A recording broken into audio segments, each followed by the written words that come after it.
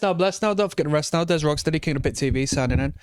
Just had a quick deek of the history of this band. Very fascinating. I'm very intrigued by this act. So they put out their initial project, probably not an LP. I think their debut LP was 2019, but it seems they had an EP of such, if not a demo, around 2017. So they've been going for a little minute. They've been nominated for a lot of awards from that time onward.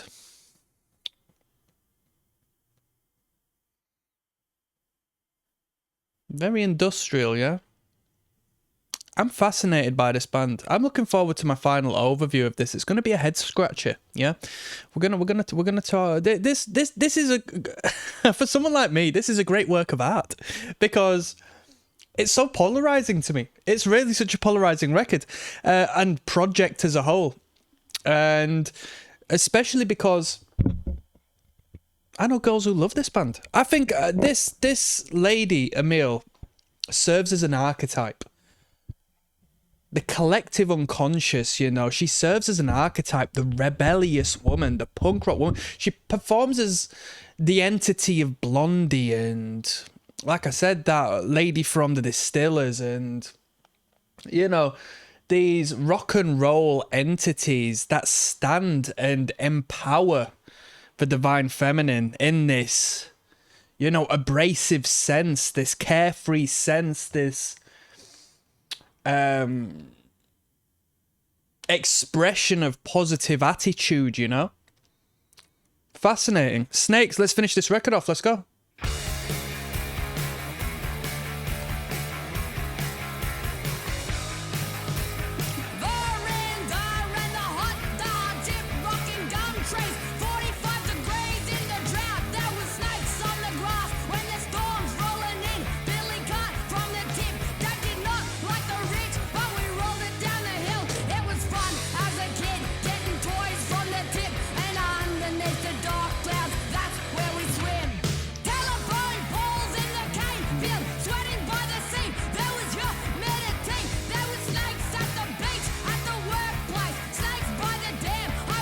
Someone says the guitar sounds very rudimentary peni. Yeah, it sounds like one particular song. What does it sound like? Flipping, oh, what's the tune?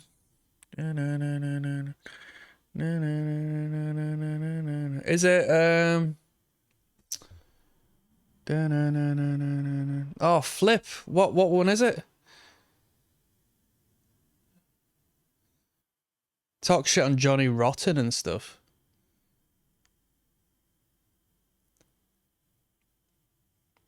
The thing about rock stars is that they cry so much. Not as good as Rudimentary Peanut. Rudimentary Peanut is possibly top tier punk rock music. From Britain, of course. From England, of course. Apparently live, they were like the shittest band of all time. Rudimentary Peanut is an anarcho-punk band, by the way, formed, you know, in the early years, but put out some fantastic records. And if you like art as a whole, if you like expression and weird and zany stuff, bro, I think the guy got sectioned at one point because he's a character. Look at the reply. Hey, Punk grew that comment. Peanut Ace Band 2.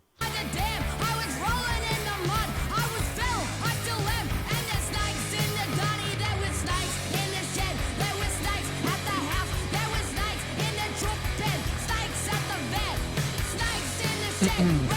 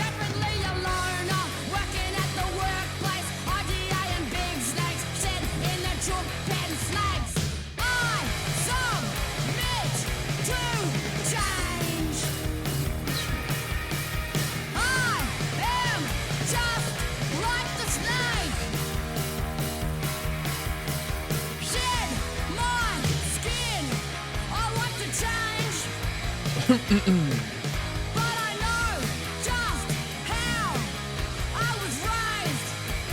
Snake, snake. Worked at the IGA. Now I'm a famous cunt.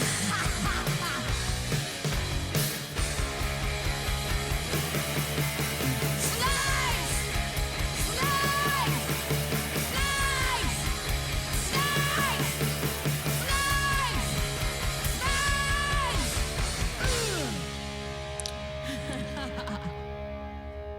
The relation to the band Rudimentary Peanut added a cool lens to perceive that sound through, and the band as a whole. Actually, I thought, you know, I've been a little bit umming and ahhing, but Rudy Peanut is one of my favourite bands, really. So how does it differ? You know, it allowed me to compare and contrast and see similarities in the punk I adore ever so much, and that was a great comment.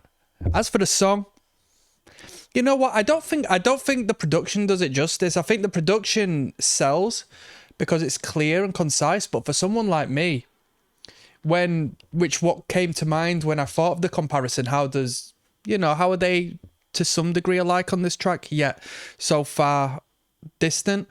And the production value is one of them. You know what I mean? This is it's not a polished production, but it's